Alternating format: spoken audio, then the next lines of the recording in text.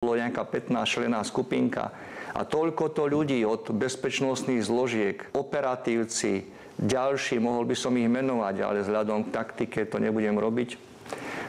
Oni to neobjavili, nezachytili a došlo k zlyhaniu, k absolútnemu zlyhaniu. Dovolím si povedať, že teraz odstupom teda nejakého času sa tá bezpečnostná situácia ako taká ukľudňuje.